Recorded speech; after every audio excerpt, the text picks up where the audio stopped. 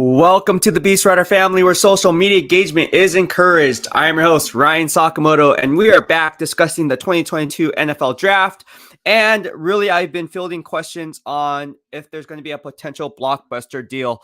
Now, before we go ahead and get started, as always, I just want to say thank you to all my BWF subscribers, newsletter subscribers, and everyone who has shown me support on the Super Chat, Super Stickers, as well as the Twitter donations.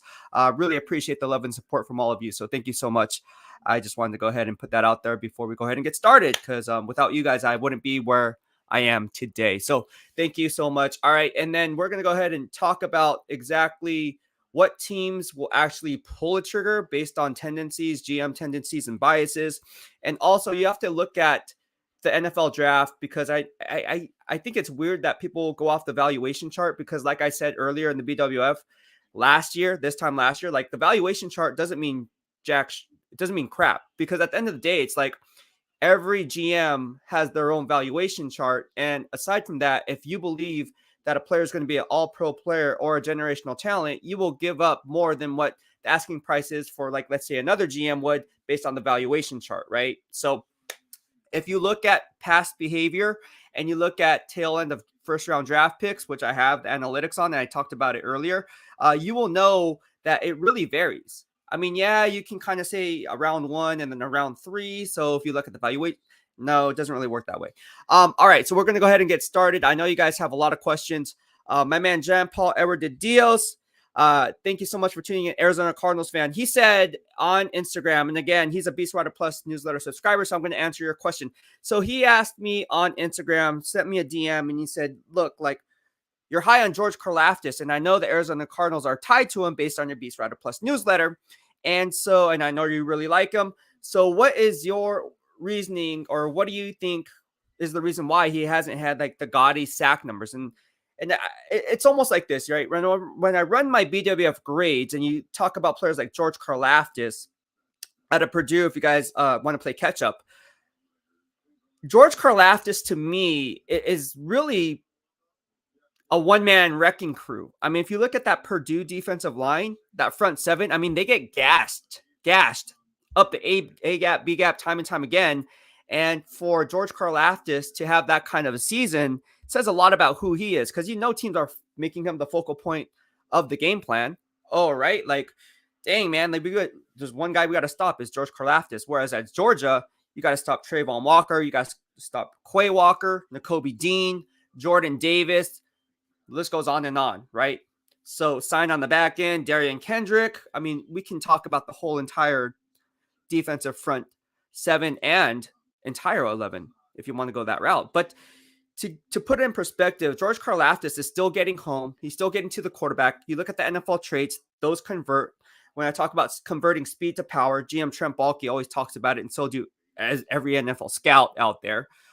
Convert speed to power, meaning like, yes, he may be strong. Does he finish? He may be fast, vice versa, right? He may be fast, but does he finish strong? Like, is he strong enough to bend the edge? Is he strong enough to have good hand placement, right? Have violent hands to kind of ward off the offensive tackles when they try to, when they're locking horns with them, right? So it's almost like one or the other. George Karlaftis, to me, again, I have him ranked higher than Kayvon Thibodeau. Now, that's not to say that Kayvon Thibodeau is not going to have a better career than George Karlaftis. I just like George Karlaftis' NFL traits more, especially in run fit integrity. Where Kayvon Thibodeau really has the edge is in his pass rush arsenal, right? And again, you hear this term a lot around this time of year. You can never have enough premium pass rushers in this pass-happy NFL, quarterback-driven league, yada, yada, yada. So that's kind of the basis here, and I hope that helps answer your question. But at the end of the day, again, sack numbers are sack numbers, and they're great. It's a great stat. It's a great parameter to kind of gauge how well a player is doing. You can look up a box score, and that's great. But again, I grade every single snap. I look at pass rush integrity. I look at also what I look at is if the pass rush, let's say with George Karlaftis, if it results in a loss of down or a negative play for the offense, that goes down and just as valuable as a sack. I mean, he could flush a play backside, and then the other player would get the sack, kind of like a garbage sack or cleanup sack, if you will, because he's just in the right place at the right time, because Karlaftis is the one that flushed him out of the pocket or flushed him to that side of the play, right? So lot of things that go into it, but that's just one reason. Karlaftis to me is a great value. I think there's a lot of teams that are high on him. Obviously, the Eagles are high on him. If you read my BEASTwriter Plus newsletter right here, which is in the description box below, if you're watching on YouTube, I really went ahead and broke it down brick by brick, and I hope this adds value. So when you guys are walking, yeah, let's walk at the draft. No, when you guys are watching the draft, you guys can say, "Oh, BEASTwriter said that. Let's see if he's right." Hey, man, if I'm right, then you'll be like, "Oh yeah, he's right." Or if I'm wrong, I'm like, "Nah, man, BEASTwriter, you suck, dude. You were wrong on that one." So I even call myself out. So I really don't care because Beast receipts check out more times than not. But anyways, let's go ahead and move on. Jampo Everdidio says, "Thanks, B-Dub." Also, Kyler drama continues. Yes, we're gonna go ahead and talk about that. Let's go ahead and talk about this, right? So the 2022 NFL Draft, will a blockbuster deal happen? There's a lot of players and a lot of rumors and a lot of talk, buzz going around right now because a lot of it's smoke screens. I mean, I think a lot of times, sometimes GMs leak information. So they put stuff out there to the national media or even a beat writer. And so now it's like, oh, it gains legs. Like, oh, maybe they're thinking about trading for a wide receiver because maybe they like this wide receiver. But then it's kind of like reverse psychology because really it's kind of like a game of poker, right? Like, you know your cards. You know what you have in the hole, right? You have 2 hole cards. You know what you have. You see the flop come out, right? But then you don't want to show a strong hand. Sometimes you want to slow play that shit, right? You want to slow play it because you want the guy, let's say you're in draft position, right? You're in favorable draft position. Let's say you're the dealer, right? You're the last to act in the round of table. So you're going to slow play it, let people raise, re-raise. And when it comes to you, we're like, okay, all in, boom. Now they're either going to show their hand or they're going to bluff or they're just going to fold the hand because they don't really have a hand, right? Kind of same concept applies, right? You see GMs tendencies and they really don't want to show their hands, but they'll show up, they'll put out fillers out there, right? Especially if I have multiple round 1 picks, which we'll get in a little bit in more detail as this podcast rolls in. So we're going to talk about a blockbuster deal. Do I think it will happen? I think there's going to be one blockbuster deal. I really truly believe that. Now, whether that's Deebo Samuel, whether that's DK Metcalf, AJ Brown, Jimmy Garoppolo, Kyler Murray, or Baker Mayfield, we're going to go ahead and break that down. But to put it in perspective, let's go ahead and start one by one, right? So let's look at peeling back layers of the onion to get to the core, right? Let's go ahead and talk about the 2022 NFL Draft, and it comes to DK Metcalf from the Seattle Seahawks. It looks like John Schneider is cleaning house, right? He got rid of Bobby Wagner, right? Russell Wilson was traded to the Denver Broncos. So it looks like they're kind of changing the cultural identity. They have Tyler Lockett, right? Last year, I believe, in the second round, didn't they get D. Eskridge, right? So he's really a guy that they're pretty high on. They want to draft him in the second round if they didn't think they were high on him. D or D Wayne, if you want to call him D Wayne, whatever, D Eskridge. But if you trade DK Metcalf, and again, you're looking at it from a GM's perspective and John Schneider's perspective, if you trade DK Metcalf, what are you really going to get realistically in return, right? And to me, I think DK Metcalf is a top 10 to 15 wide receiver. And if you look at this draft class, I would put him up there, maybe wide receiver, like as the second best wide receiver in this entire draft class. And you can pick your poison, Garrett Wilson or Jamison Williams, and then there's everyone else. That's just my opinion, right?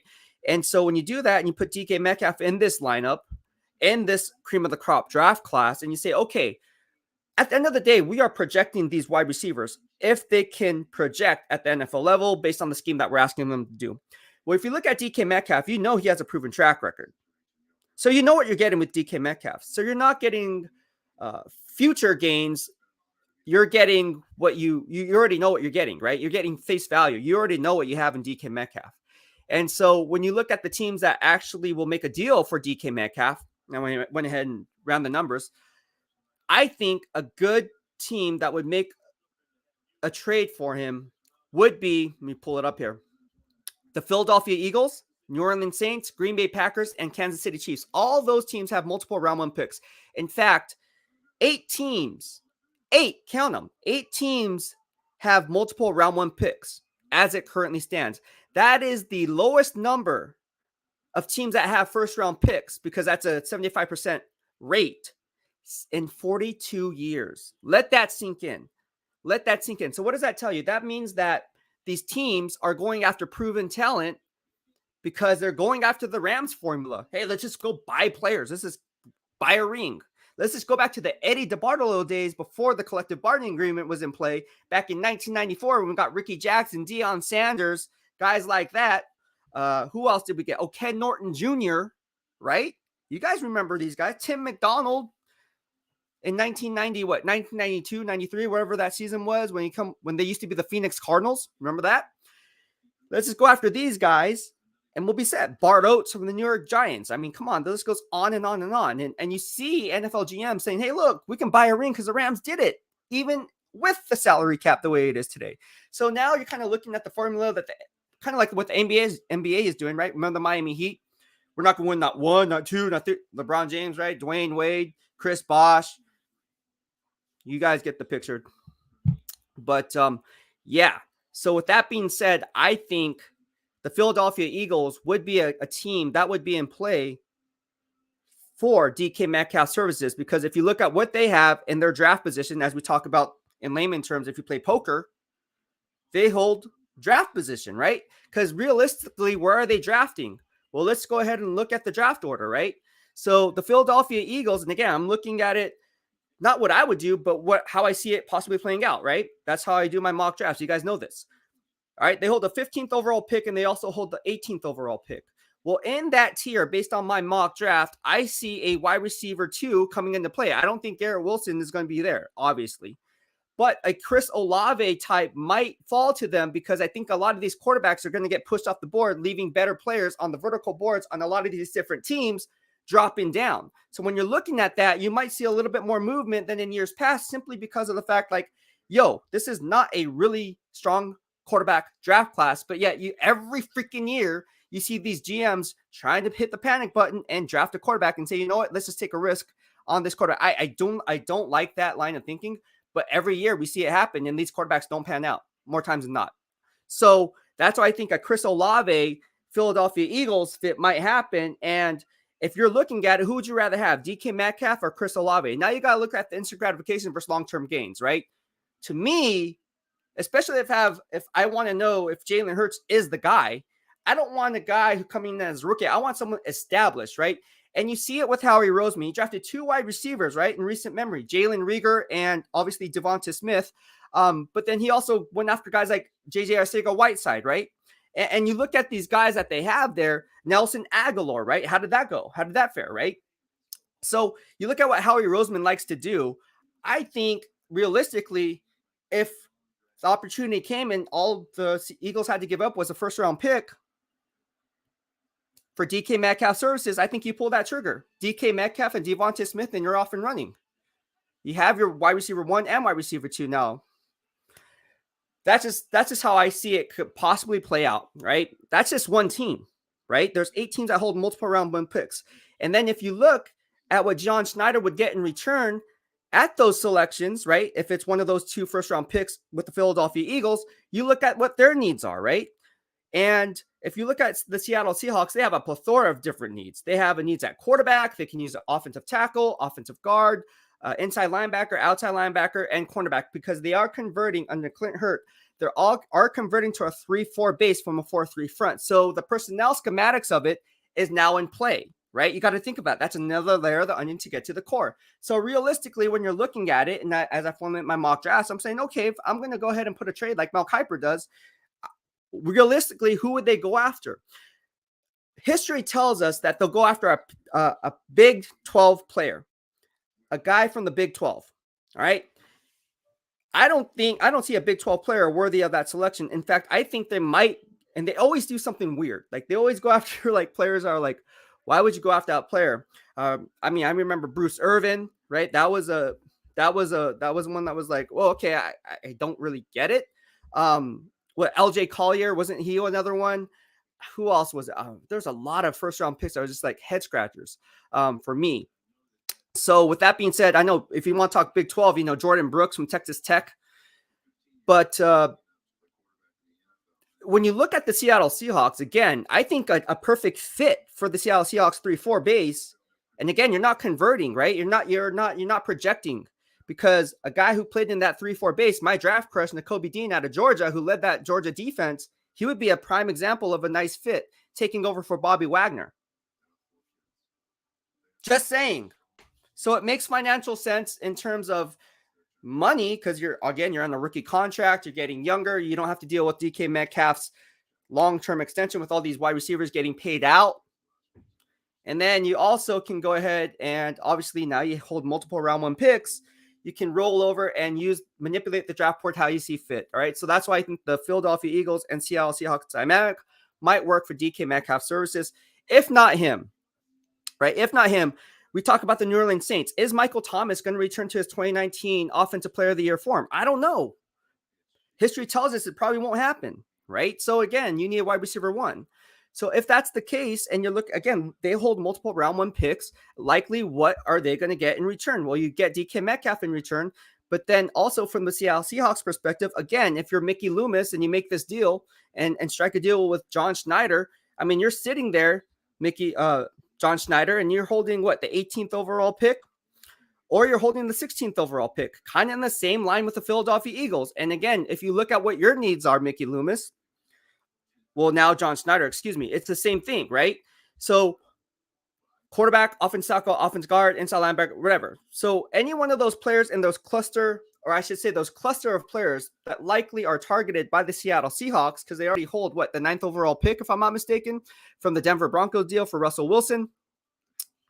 You can see how they can kind of manipulate. And if they like a guy really, really highly, now they can say, you know what? Let's just go get the guy that we want, right? And this kind of turn this thing around. So there's a lot of different ways that you can play this, right? And so again, if you're the Seattle Seahawks, you can go after a guy like Nakobe Dean or George Karlaftis, who would be a good fit for a 3-4 outside linebacker. Charles Cross would be a nice fit, right? Zion Johnson, my favorite offensive lineman in this entire draft class. He would be a nice fit from Boston College. And I can really see that happening, but at the end of the day, it takes 2 to tango. So he would be a nice fit with the New Orleans Saints, DK Metcalf, and then obviously the Seahawks would benefit as well. All right. But if not the Saints, if not the Eagles, why not the Green Bay Packers? Now, I know this signed Sammy Watkins to a 1-year, $4 million deal. However, with that being said, Marquez Valdez-Scantling is now off to the Kansas City Chiefs, which we'll talk about right after this. But you look at what the Green Bay Packers have. They need somebody, right? They lose Devontae Adams, bro, to the Las Vegas Raiders. You think Sammy Watkins is going to fill that void? Not really, bro. Not really. And again, if you look at draft position, right? If they hold favorable draft position, which they have multiple round 1 picks, and they pick in the tail end of the first round, you look at the analytics that I have here, and you look at it and say, look, okay, realistically, what's going to be there? So Green Bay Packers showed the 22nd and the 28th overall pick, right? So they're kind of right there, right? And if you're saying that 22 and 28, realistically, what's going to be on the board based on my mock draft, and again, it's not based on what I would do, it's based on what I actually see happening. You look at guys like wide receiver Treylon Burks from Arkansas. You look at guys like Jahan Dotson from Penn State. These guys are going to fall in that tier, in that 22 to 28 range. They're not going to drop out of the first round, but they're going to fall in that 22 to 28 range. I guarantee it. Mark my words. Keep the receipt. Doesn't matter what order this is going to play out, because I guarantee they're going to fall in that 22 to 28 range. All right, if not sooner, depending on the scheme, of course, right? But isn't DK Metcalf better than any one of those players? I would say yes. Now, you can go back and watch the Treylon Burks game against Alabama. He shredded that defense. Sucks for me being a Roll Tide Roll fan, but it is what it is. He's a big body receiver, kind of in the mold of Drake London. But to me, I think that DK Metcalf would be a better fit for what Aaron Rodgers likes to do. And again, you're getting something that's face value instead of projection. Now, is Brian Gutekunst going to make that move? I don't know. That remains to be seen. But again, that would be something that's in play. And again, from the Seahawks perspective, the same needs across the board. So realistically, there's a lot of mock drafts that has Nakobe Dean falling down into the tail end of the first round because he's 5'11", 229 pounds. And that's the only reason he's dropping, by the way. Has nothing to do with his character issues, has nothing to do with anything. He's just 5'11", 229. Okay, well, cool story. Tell that to Zach Thomas and Chris Borland. And when you look at that, I'm saying, hey, look, okay, cool. Well, the Seahawks can go ahead and get him there. I mean, it just goes without saying, like, it makes too much sense It makes way too much sense for a trade for DK Metcalf not happening, whether it be the Philadelphia Eagles, New Orleans Saints, Green Bay Packers, and now we're talking about the Kansas City Chiefs who have back-to-back picks in the first round. All right. What did the Kansas City Chiefs lose? Tyreek Hill. I talked about that trade and how it's going to affect them in the BEASTwriter Plus newsletter here on YouTube, as well as in my newsletter. So you guys can subscribe to my newsletter. Like I said, I post a lot of good stuff and good information for all of you subscribers. It's a subscription-based magazine, or I should say newsletter, and you guys can go ahead and subscribe to it, and you guys can see everything I have to say. But for those who aren't on the BEASTwriter Plus newsletter, I'm going to give you a little tidbit on my thoughts on the Kansas City Chiefs, right? So you go out and sign Marquez Valdes-Scantling, a burner, right? A 4-3 burner. You go out and get, who else did they get? Juju Smith-Schuster from the Pittsburgh Steelers, right? So he's a wide receiver 2 at best, right? So when you look at it for what it's really worth, they still need somebody, right? In all honesty, I think KC still needs someone to take, not the top off the defense, because he can use Marquez Valdes-Scantling in that role, in that Tyreek Hill kind of role. Just like if you're going to just run the 7, 8, 9 banger, which is what a corner, a post, or a go route or fly route, whatever you want to call it, you can do that, right? There's not going to be too many double moves or anything underneath, any window shopping there, because everyone knows what MVS does best is his speed, right? Take advantage of speed between the 20s and let's go. When it comes to Juju Smith-Schuster, he can work the underneath routes, right? He can work the underneath routes all day long. He kind of jet sweeps here and there. So in that regard, bigger body receiver coming out of USC. We all know what he can do, right? Had a Pro Bowl year 1 year with, here we go, Pittsburgh Steelers. But at the end of the day, it's like, yo, they still need more ammo. Like, you can't replace a Tyreek Hill. You have to do it by a committee approach. And they're trying to do that. But like, yo, you still need a guy. I can see Brett Veach going after DK Metcalf, right? If DK Metcalf is on the Kansas City Chiefs, then it's like, whoa, okay, now we have DK Metcalf, Juju Smith-Schuster, and Marquez Valdes-Scantling. Now what was once a weakness is now turning into a strength. Furthermore, who's to say that these tier 1 or tier 2 wide receivers, again, we talk about the vertical board, the horizontal board, and then we also talk about tiering, right, here in the BWF. Who's to say that all the tier 1 wide receivers are going to be available once the Kansas City Chiefs pick in the tail end of the first round? There's no guarantee there. So again, do you hit the panic button as the draft unfolds and you're sitting there, Kansas City Chiefs and Brett Veach, and you're sitting there and like, dang, man, Jahan Dotson just went 1 pick earlier to the Green Bay Packers. Happens every time. I hear it every year. And it's like, oh, man, they just basically cock blocked us, right? If you guys, for a better lack of terms. Right? And so it's like, oh man, what do we do? Like, we're screwed, dude. Like, oh my gosh, let's just make a trade for DK Metcalf. And then that way you can kind of go ahead and play it that way. But that's what I see happening. I think DK Metcalf would be a nice fit for them. Kansas City Chiefs and Pat Mahomes. That dynamic would be something for the foreseeable future that I think fantasy football owners would absolutely love. So that's how I see that one playing out when it comes to DK Metcalf and his trade value and what it would take. Now, I don't think it's going to be obviously multiple round 1 picks, but I mean a first round pick and maybe a third round pick, a first round pick and a fourth round pick, somewhere in there. But I think a round 1 pick is going to be in the conversation. I don't think DK Metcalf would be traded anything less than the second round pick. I just don't see that happening. So John Schneider is definitely going to want some ammo if he's going to go ahead and get rid of a valuable asset like DK Metcalf. My opinion, right? So let's go ahead now and talk about Deebo Samuel. We got some comments in here. Let me just go ahead and put those up there. Daniel Jr. Middleton says, what's up? What's cracking, Beast? Good afternoon. Good. What's going on, Daniel? I know you wanted me back on the show. I am back on the show. As you can see, I didn't get my workout in. I'm also going to be hopping on Relevant app. You guys know I'm the host of Relevant app. It's called In the Huddle on the Relevant app. If you have yet to do so, download that. I'm going to be talking football, talking shop, talking trades, just like we do here. And also you'll get exclusive insight and analysis found nowhere else by an all-star cast. I mean, you're talking about my co-host of the Empire, Don't Cross the Beast Empire with Randy Cross. You're talking about Sean Salisbury, unfiltered Sean Salisbury. You're talking about Glenn Parker, Tom McManus, and myself. So again, an all-pro cast. You don't want to miss it. It's going to be on in about 2 hours, 5 p.m. every Thursday, right on the Relevant app. All right, Kim Ferris said, what's good, Beast? Not sure if you talked about if Deebo will get traded or not. What's your thoughts? Okay, so let's go ahead and talk about that. I know everyone wants to know my thoughts on Deebo Samuel and Jimmy Garoppolo. Let's just kill two birds with one stone like we did yesterday with Mike Yam. Look, we talked about this. I think Deebo Samuel will not get traded. Now watch it happen. And the reason I say that is because John Lynch traded DeForest Buckner, and I thought the same thing. I mean, everyone did. Everyone did. And they're still paying for it today. In fact, if you're going to, don't go after the top 10 deep, please save me that. I discussed that yesterday. Please. No. You lose DeForest Buckner. That's all bad. There's no coming back from that. Like, that's like a Charles Haley mistake for talking 49ers organization and the worst trades in NFL history when it comes to the 49ers. True story. Can lightning strike twice again with John Lynch? Can he do it again?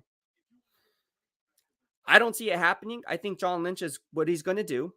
And again, social media today is not like it was when Randy Cross was growing up, right? So or playing during his playing days. Like, he can't just wipe his stuff off social media, right? Even if he wanted to, not saying he would, but like, not saying there was no social media. There was no Twitter. There's no Facebook, none of that, right? That didn't even exist, right? Mark Zuckerberg was not in the picture at this time, right? So again,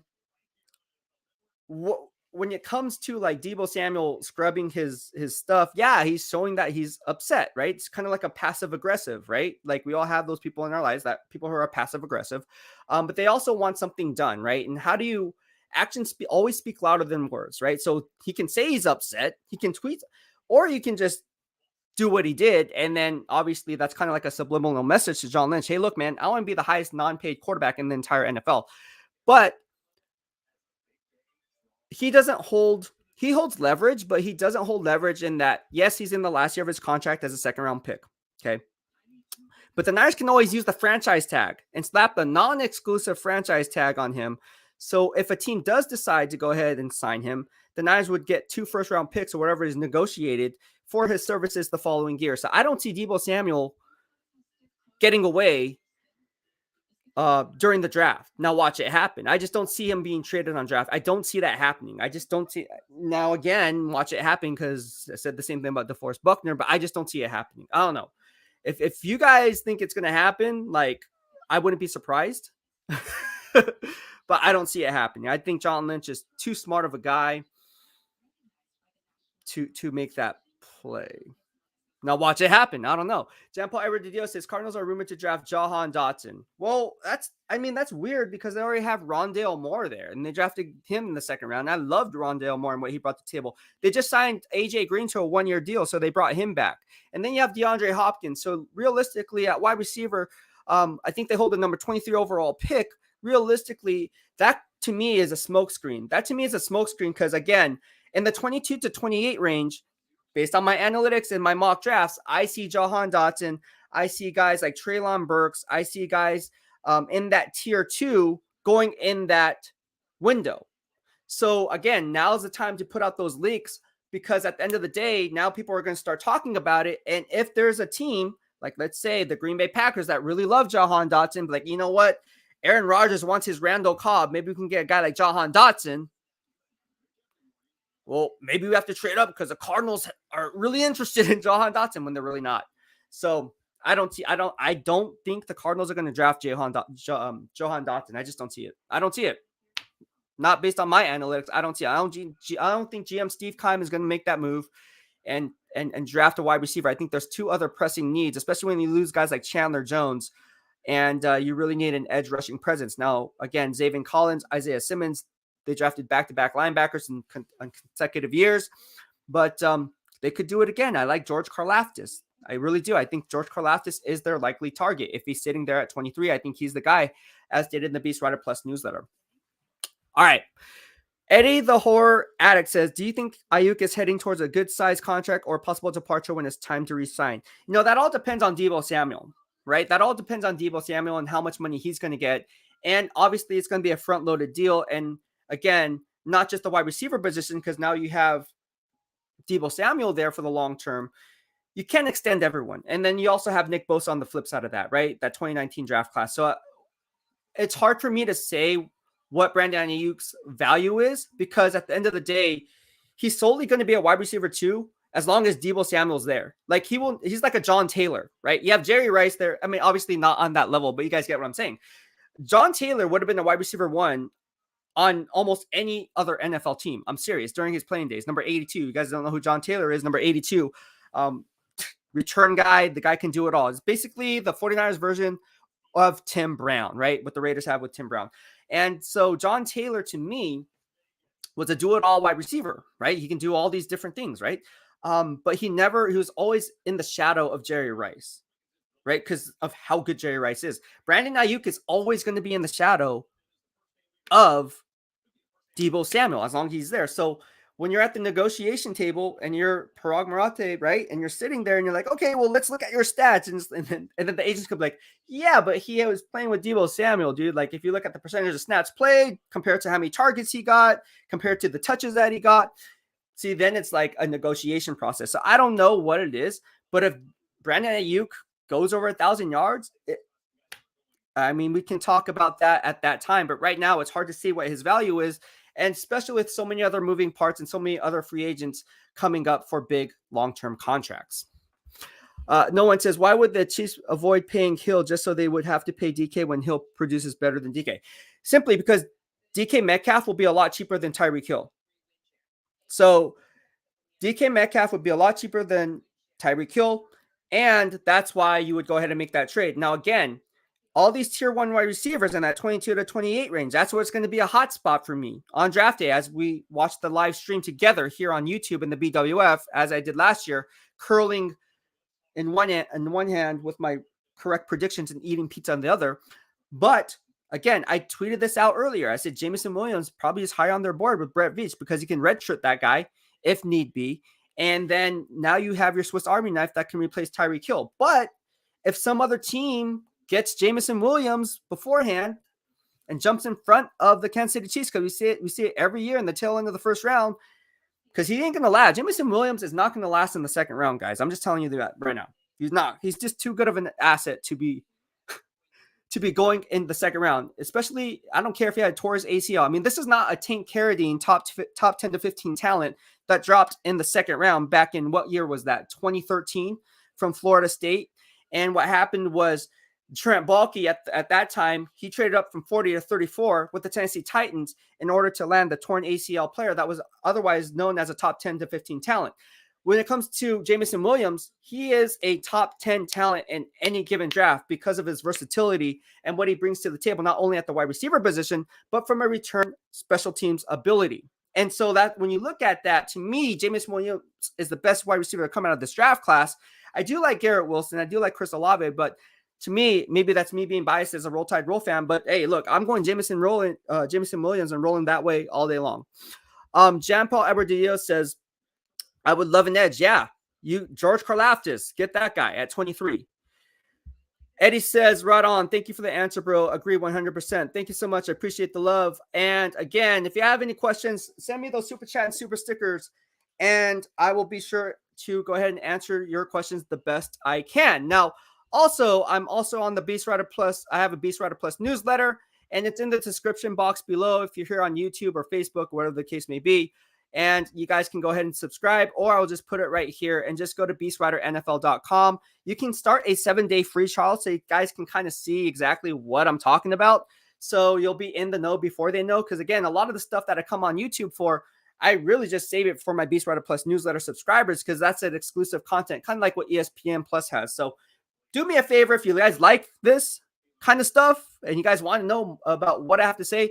And again, for BEASTwriter Plus subscribers, like my man Jean-Paul Eberdidios, he is a BEASTwriter Plus newsletter subscriber. So all the questions that he asks, I answer them. Like, it doesn't matter if it's Instagram, Twitter, Facebook, whatever the case may be.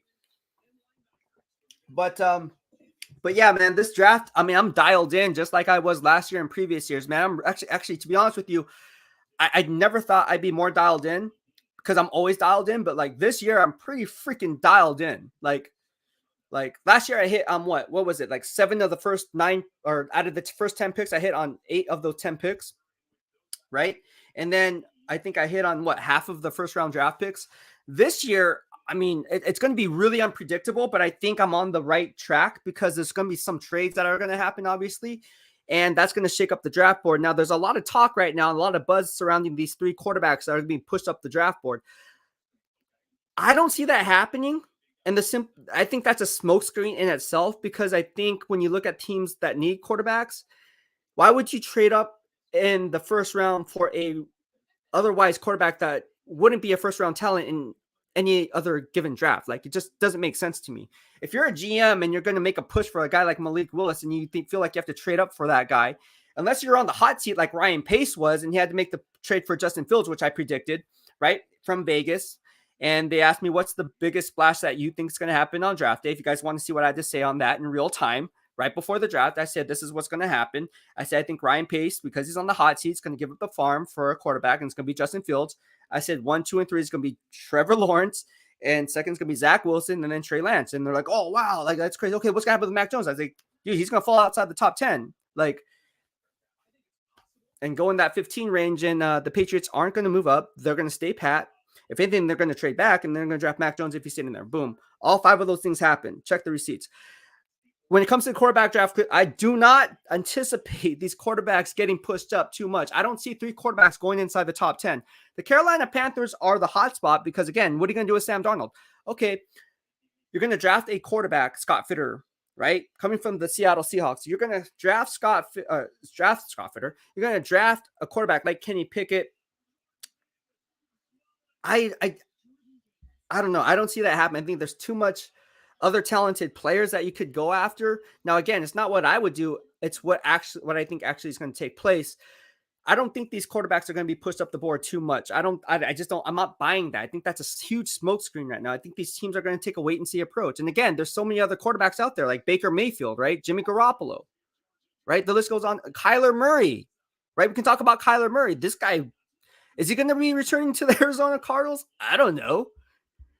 But it's going to be interesting. A guy called Ed said, "Sup, Beast fam, what's going on?" He said, "What do you think?" Brandon Cassell says, "What do you think about the signing of Kimoko Toure?"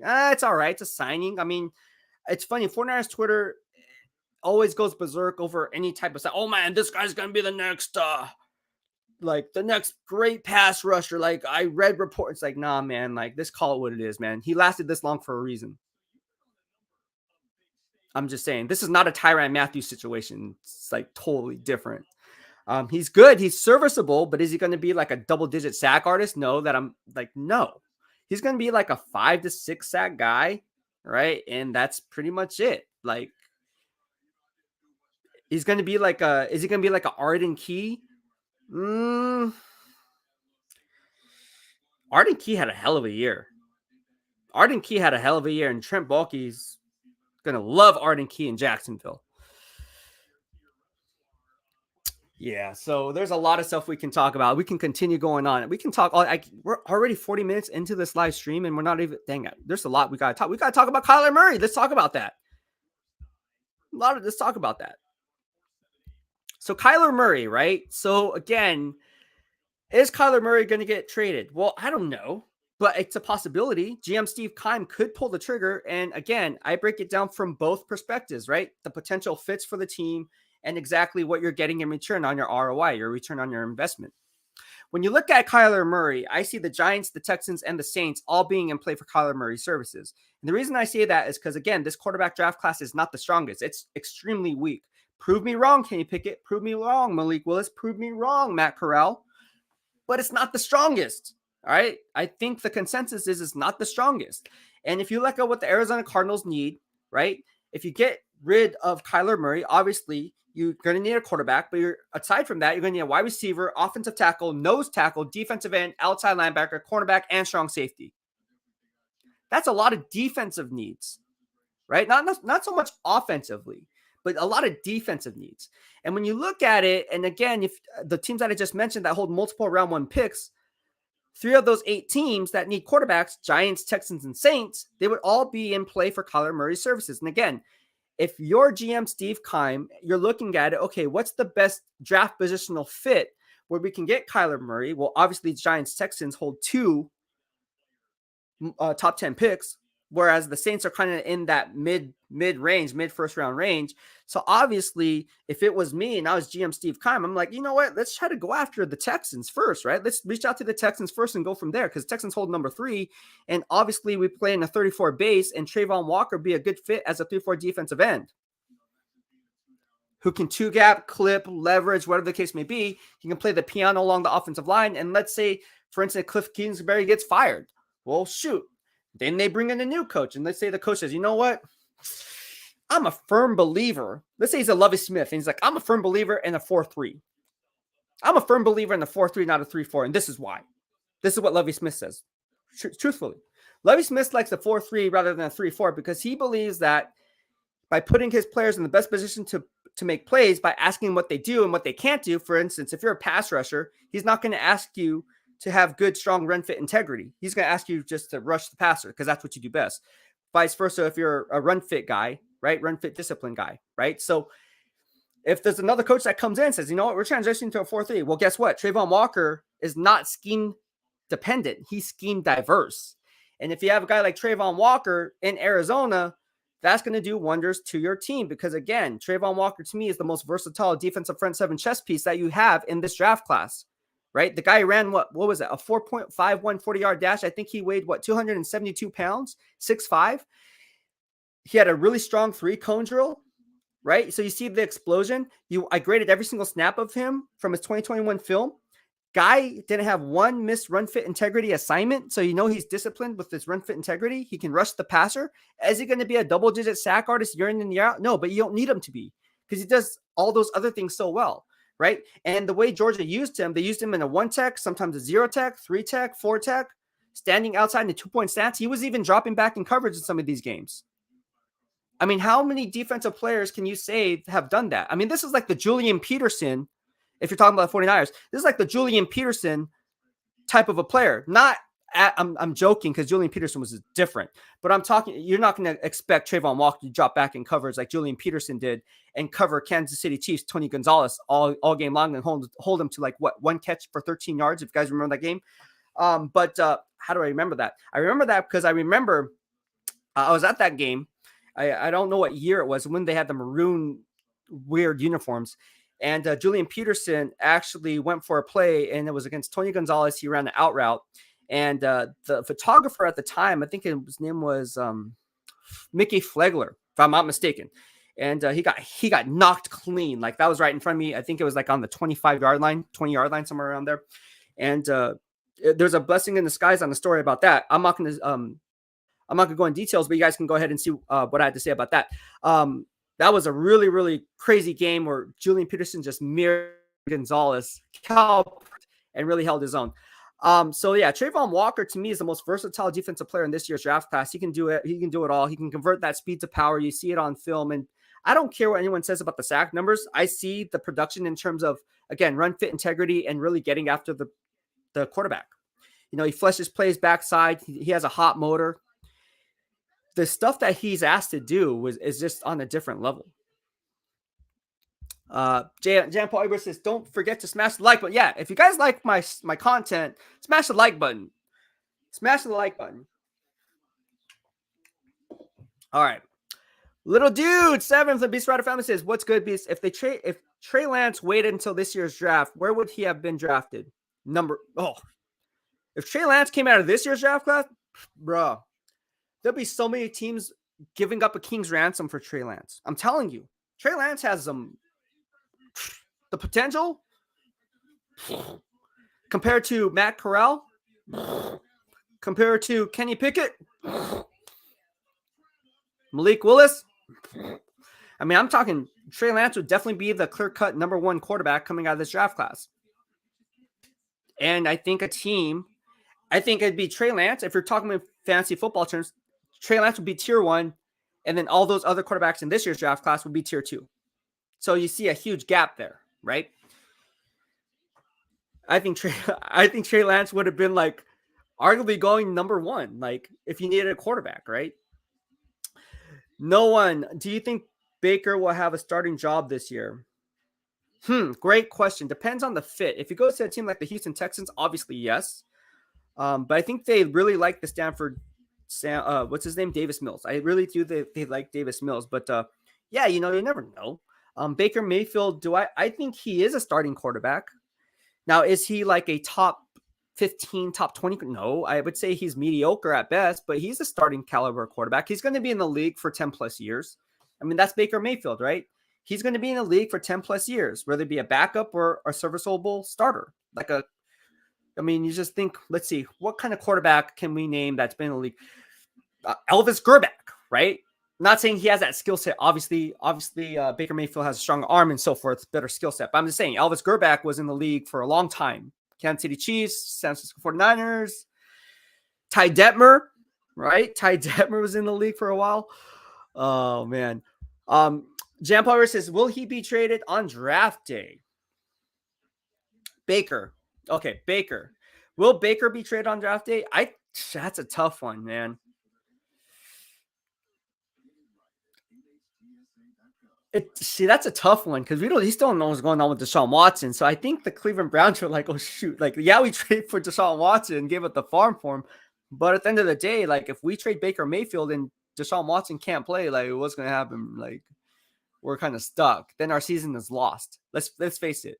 In that AFC North with Pittsburgh Steelers, Baltimore Ravens, there's no way the Cleveland Browns can compete in the division if you don't have a quarterback one. Like, come on. Not going to happen. So I think they're holding on and hoping, hey, look, like, okay, well, if we're going to go after a quarterback, then we have to make a decision on Baker Mayfield. But again, I think they're holding on because they don't know what's going on with Deshaun Watson. Now, Baker Mayfield wants out, but what is he going to do? Not play? I mean, if you're Baker Mayfield and you have 1 foot out the door anyways, wouldn't you want to take this in stride and be like, use that as some constructive criticism? Be like, okay, look, I understand it's a business. I understand Deshaun Watson is better than me. Let's just face the facts. He is better than me. He's better than almost any other quarterback that would go on another team's roster. I mean, if he was on the Niners, he'd be the best quarterback on the 49ers. No shade at Trey Lance. I mean, it is what it is. And so if I was Baker Mayfield, I would take that and be like, you know what, that's going to add fuel to my fire because at the end of the day, I still have, I know what I can do. I know what I can provide for another NFL team. And so from a character standpoint, and again, this is what the NFL draft comes down to. Like, how do you handle adversity, right? Like this is what when they used to do the Wonderlic test and they kind of ask questions at NFL combine interviews and stuff, they ask these types of questions like, okay, how do you handle pressure, right? Like, but they won't ask you that straight up question. They'll kind of give you a situation, but the same situation applies. Hey, somebody comes in, someone was better than me. Okay, cool story. Like, I agree. He's better than me. What can I do to improve myself to audition to the other 31 other NFL teams that this team is making a mistake? Kind of like Jimmy Garoppolo is doing. He's auditioning for other 31 other NFL teams. Let's face it. Right? He's been doing that and still being very professional with the media and biting his tongue because let's face it, man, that guy has so much stress. I mean, his stress level must be at an all-time high. I feel bad for Jimmy Garoppolo, but anyways, Baker Mayfield, will he be traded on draft day? I don't know. I don't see it happening, but watch it happen. Right now, I just don't see that happening. But yeah, again, going back to the Arizona Cardinals, Jean-Paul Eberdidios, I mean, you look at if you trade Kyler Murray, right? If you trade Kyler Murray, which is something that can happen, not saying it's going to happen, but I wouldn't be surprised if it did. If you trade Kyler Murray, exactly, if you're GM Steve Keim, what are you getting in return? And again, you look at the Giants, Texans, and Saints. We talked about Trayvon Walker there, right?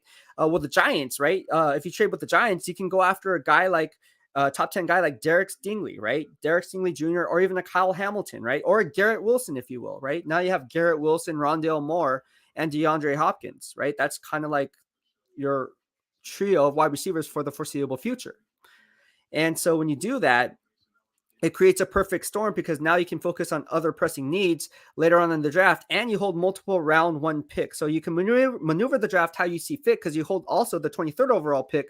So again, you're playing the vertical board versus the horizontal board and then looking at the different tiering of positional needs based on what you need to do in the upcoming draft and also the concurring rounds following. So there's a lot of things that you can do. But yeah, that's pretty much it. What's up, G? Also, a BEASTwriter Plus newsletter subscriber says, if your team needed a quarterback, which quarterback would you make a stronger offer for, Mayfield or Garoppolo? Wow. Well, you want me to play the role of GM, huh? That's, for me, I take character, I take poise, I take all that into account, aside from the on-field performance, I take into account how teams respond to that quarterback, because usually the quarterback is the face of the franchise. And for me, if I look at the overall production, and again, this is not throwing shade at Baker Mayfield, but again, I think he's going about it the wrong way, saying trade me, trade me, trade me, because Deshaun Watson is there. Yeah, I'd be upset too, but I would just take it in stride and be like, you know what? Screw you, Andrew Berry. I'm going to prove you wrong, man. Like, I'm going to prove you that you're making a mistake. I mean, that's just my mindset, right? If there's someone better than me at the gym, like, and he's talking shit, like, I'm going to be like, nah, bro, like, okay, cool. I'm going to step on stage and beat your ass once we step on stage, right? So, like, I'm not going to outright say that to him, but in my mind, I'm going, okay, I'm going to push harder, right?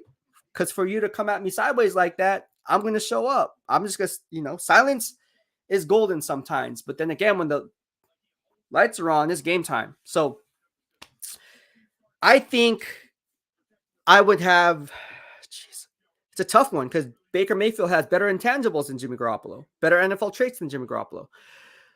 However, if I had, it really depends. If I have like a strong defense, right, with a strong supporting cast in the running game, right, the formula for success with the San Francisco 49ers, basically I need a strong supporting cast for Jimmy Garoppolo to thrive, right? Let's call it out there. With Baker Mayfield, you're getting some unpredictability. I mean, he makes some boneheaded throws. So does Jimmy Garoppolo, but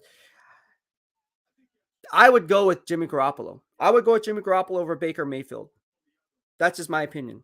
Because again, it comes down to not only what he can and can't do off the field and on the field, but again, what he provides in that locker room. And you can tell the 49ers veterans want Jimmy Garoppolo as a starter. They really do. And I talked about this before Trey Lance was even drafted by the Niners. I said, whoever they draft is going to create friction if Jimmy Garoppolo is on the roster. Why? Because what I've been hearing from the veterans, because some of them are my friends, is that they want Jimmy Garoppolo as a starter. Fast forward to today, and oh my gosh, everyone's saying they want Jimmy Garoppolo as their starter, right? Oh yeah, what do you think of Jimmy Garoppolo? Oh yeah, great player, we love him. He's blah, blah, blah, blah, blah. But again, here we are today. Jean-Paul Edward Didio says, Jimmy, mainly because there's a template for success. Yeah, there you go. Get a defense, run game, and a tight end. You'll go far. There you go. See? Arizona Cardinal fans just said it. And I agree. I agree 110%. There's a lot of stuff going on here in terms of like NFL trade rumors. I mean, realistically, do you really think like, well, Baker Mayfield, Kyler Murray, Jimmy Garoppolo, which one is going to get traded first? Like, that should be like a bet. Like, if there's like a betting line on that, like, which quarterback's going to get traded, going to get moved first? Jimmy Garoppolo, Baker Mayfield, or Kyler Murray? Obviously, Kyler Murray's odds wouldn't be as strong as the other two because it's Kyler Murray. Like, if you're a GM and Steve Keim, I mean, I think Arizona Cardinal fan base would be calling for your head if you traded Kyler Murray.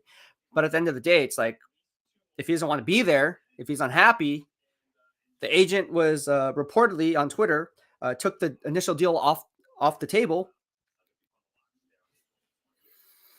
I don't know. Like, that just goes to show you, like, something's up. So it's going to be interesting how that one plays out. There's a lot of things going around with the NFL in terms of transactions that I want to talk. And not too many people are talking about this, but I'm going to talk about it because I want to and I can. I think it's important. I think the Pittsburgh Steelers, not too many analysts are talking about the Pittsburgh Steelers. I think they are quietly having a top 10 off season. And I'm going to break it down why, right? They hold the 20th overall pick. So realistically, what's going to be there? This is GM Kevin Colbert's last year. And so I think he wants to set this team up for success once he leaves. So the guy that comes in really doesn't have to do much of the legwork. Like he's just transitioning, right, into that role. And when you look at what the Pittsburgh Steelers did, they went after a quarterback, Mitch Trubisky. We talked about it yesterday with Mike Yam here on the BWF. Mitch Trubisky wasn't really getting like crazy money, but he was getting starter money, a 2-year deal. Mitch Trubisky, former first-round pick back in 2017. We all know how that one went when Ryan Pace traded up with the 49ers for Mitch Trubisky. Oh my gosh. You remember that one? That was pretty crazy. Get some test messages here. I gotta talk to my guy. He's a scout. But anyways, Mitch Trubisky's good. All right. So I think that was a good signing. I like James Daniel from the Chicago Bears. I thought that was a very underrated signing. Mason Cole from the Minnesota Vikings. If you remember, I talked about Mason Cole 2 years ago here on the BWF during COVID. And we talked about Sean Kugler and how he had an impact coming from the Steelers tree. Now, ironically, he's on the Pittsburgh Steelers. Go figure. All right. So I really like that signing. That's a very underrated signing. You look at Miles Jack. You guys know how I felt about Miles Jack, right? Coming out of college, coming out of UCLA. He's an inside linebacker. They got him. And they also got cornerback Levi Wallace, who played opposite of Tre'Davious White, right? Tre'Davious White was a top 5 cornerback in my BWF grading system last year, over the last 2 years, really. And I call him the big fundamental, kind of like Tim Duncan. Doesn't really make splash plays, but very ultra consistent. Levi Wallace was manning up the other side, and he did really, really well. So again, when you look at the parameters of the landscape of the entire NFL and you see what other teams are doing, I think the Pittsburgh Steelers have a top 10 offseason quietly. Now, again, they got in Levi Wallace because what happened? Well, last year, let's rewind a little bit. Last year, peel back layers on the get to the core. They got rid of Steven Nelson. I said they were going to do that, and they did. And then he had 1 year with the Philadelphia Eagles, and the Eagles said, "You know what? You're not worth it. We're going to get rid of you." And now he signed on with the Houston Texans. So you can kind of see the game of musical chairs when it comes to GM Kevin Colbert and really not overpaying for talent that he knows aren't going to pan out. Like GM Kevin Colbert is really good at and really smart at that. And it sucks that GM Kevin Colbert's retiring because I think he's a top 5 GM in the NFL, along with guys like GM Chris Ballard, Eric DeCosta, Brett Veach, you can put in that category. Obviously, Bean from the Buffalo Bills, you can put in that category. A lot of good GMs, but let's face it. I mean, the guys at the top, they draft really well. I have the analytics to prove that. I think in round 1 picks, you want to be somewhat accurate, right? Like John Lynch is not very accurate, but he always makes it up in rounds, 4 through 7. But again, you really want to hit on those first round draft picks, second round draft picks, third round draft picks, those day 1, day 2 picks, because those are the ones that are going to be under the microscope the most. The other ones are just like, okay, it was a diamond in the rough, right? Like, and there's a lot of them with John Lynch. So that's a good thing. That's not a bad thing. But again, I think I look at the overall picture and what teams do in free agency, what GMs do in free agency based on what's out there, based on the financial salary cap and how they work these guys into their salary cap to make sense, financial sense for all parties. And again, we don't know what's going to happen with Devin Bush. Now they traded up, right, with the Denver Broncos back in 2019. And I said the Pittsburgh Steelers were going to do that. I thought it was going to be Devin White or Devin Bush. They ended up trading up for Devin Bush, right? And so when they did that, the line of thinking was he was going to be the next great inside linebacker. What happens is he's not. He hasn't been. And so, like, I think Noah Fant from that draft class is the only one that was picked up his 5th-year option at the moment. I'm not so sure with Miles Jack there. And again, they got rid of Joe Schobert, right? They got rid of Joe Schobert, who they traded with the Cleveland Browns, right? The inside linebacker. So he's not on the team anymore.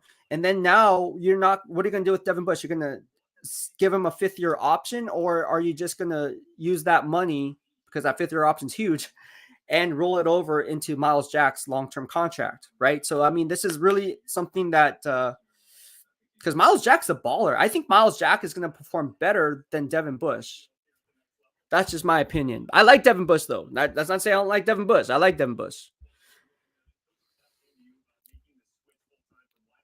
All right. So a guy called that super crazy hot take. Bill Belichick trades for his boy, gets Jimmy G for like a 3rd rounder, then flips Mac Jones for a King's ransom, multiple kits. Can this happen? Anything can happen.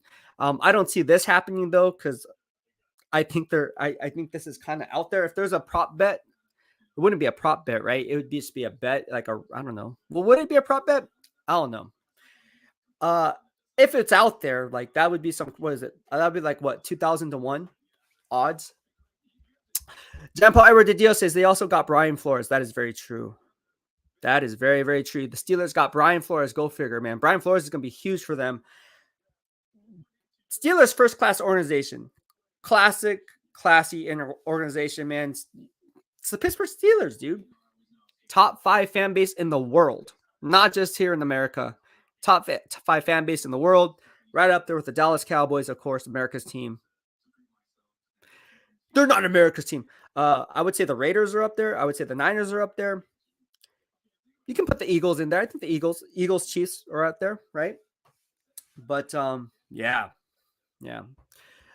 All right, I think that's going to wrap up this live stream. I got to hop off because I'm going on the Relevant app at 5. So that's what, an hour and 15 minutes from now. So I got to get ready for that as I'm hosting that show on the Relevant app with Sean Salisbury, Tom McManus, Glenn Parker, and my co-host, Randy Cross.